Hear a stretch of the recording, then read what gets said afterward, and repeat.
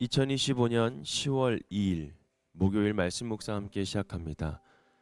오늘 말씀은 역대하 15장 1절에서 19절에 있는 말씀입니다.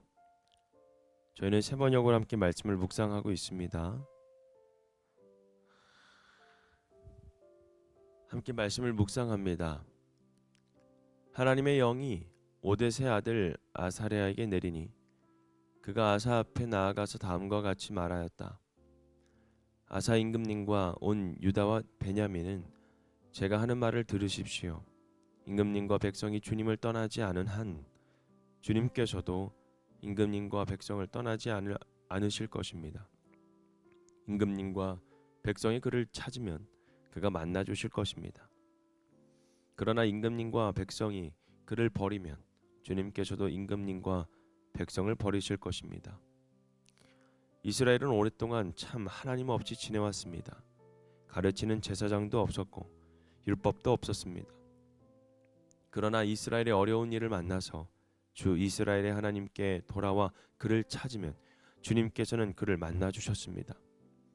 그때에 세상이 하도 어지러워서 땅 위에 사는 모든 백성이 마음 놓고 평안히 나들이도 못하였습니다. 나라와 나라가, 성읍과 성읍이 서로 치고 무찌르는 판이었습니다. 이것은 하나님께서 사람들이 온갖 고난 속에서 고통을 받도록 버려두셨기 때문이었습니다. 그러나 임금님과 백성은 기운을 내십시오. 낙심하지 마십시오. 임금님과 백성이 하는 수고에는 상급이 따를 것입니다. 아사는 이 모든 말, 곧 오뎃의 아들 아사랴 예언자가 전하여 주는 예언을 듣고 용기 내어 유다와 베냐민 온 지방과 에브라임 산간 지역의 점령 지역 성읍에서 역겨운 물건들을 없애버렸다. 그는 또 주님의 성전 현관 앞에 있는 주님의 제단을 보수하였다. 그는 또 유다와 베냐민의 모든 백성을 불러 모으고 그들에게 와서 함께 살고 있는 에브라임과 므낫세와 시므온 지파 소속의 백성도 모두 불러 모았다. 주 하나님께서 아사와 함께 계시는 것을 보고 이스라엘에도 많은 사람들이 아사에게로 모여들었다. 그들이 예루살렘에 모인 것은 아사 왕 15년이 되던 해 세 번째 달이었다.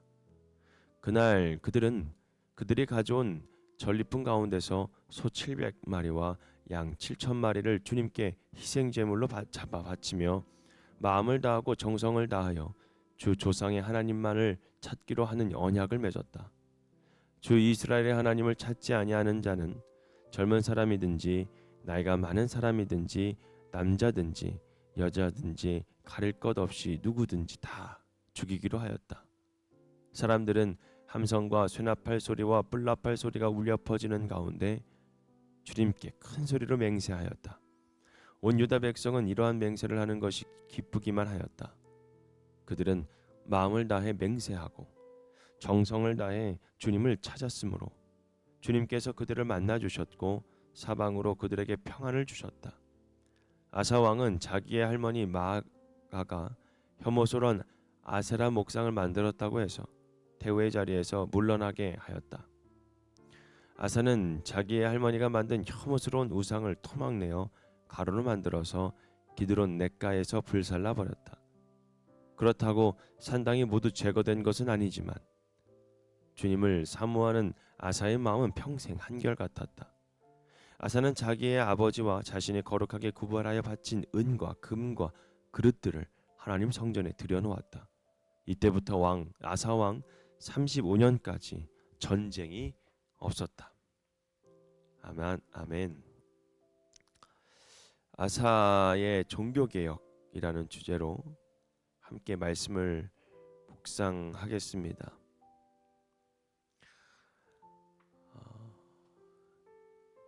여러분, 개혁은 단순한 제도의 변화가 아닙니다. 하나님과 관계를 다시 바로 세우는 회복을 뜻합니다. 북이스라엘과 남유다 시대에 많은 왕들이 있었지만 대부분 하나님 앞에 바로 서지 못하였습니다. 그러나 아사 왕은 아버지 아비야의 뒤를 이어 왕이 되었을 때 백성들에게 필요한 것이 군사력이나 정치력이나 먼저 하나님께 돌아가는 것임을 알았습니다. 오늘 본문은 아사가 선포한 종교 개혁과 그로 인해 유다 백성이 얻은 은혜를 보여줍니다. 우선 아사의 종교 개혁 중에 세 가지의 모습으로 정리할 수가 있는데, 첫 번째는 하나님의 말씀으로 시작된 개혁이었습니다. 선지자 아사랴가 아사 왕과 유다 백성에게 말씀을 전하는 그 말씀은 바로 너희가 하나님과 함께하면 하나님께서 너희와 함께하겠다라는 말씀이죠. 여러분, 개혁은 인간의 결심으로 되는 것이 아닙니다. 바로 하나님의 말씀으로부터 시작이 되는 것이죠. 과거 인간의 결심으로 되는 것이 아닙니다. 이스라엘이 하나님을 떠나 우상을 섬겼을 때 혼란과 전쟁이 끊이지 않았지만 하나님께로 돌아오자 다시 평안을 누리게 되는 것. 여러분, 아사는 선지자의 말씀을 들었을 때 마음을 강하게 하고 용기를 내어서 결단을 하게 되죠. 여러분, 개혁의 시작은 말씀으로부터의 깨달음입니다. 그 깨달음을 통해 말씀을 들을 때 성령님께서 여러분들의 마음을 움직이고 진짜 변화가 시작이 되는 것이죠. 두 번째로 우상을 제거하고 예배를 회복합니다. 아사는 가증한 우상을 다 제거합니다. 그리고 여호와의 그 제단을 다시 한번 새롭게 재건하죠. 또 온 유다와 베냐민뿐만 아니라 북이스라엘에서 내려온 사람들까지 모아 큰 집회로 열고 제사를 드렸습니다. 그들은 하나님 앞에서 언약을 맺으며 온 마음과 목숨을 다하여 여호와를 찾기로 결단하였습니다.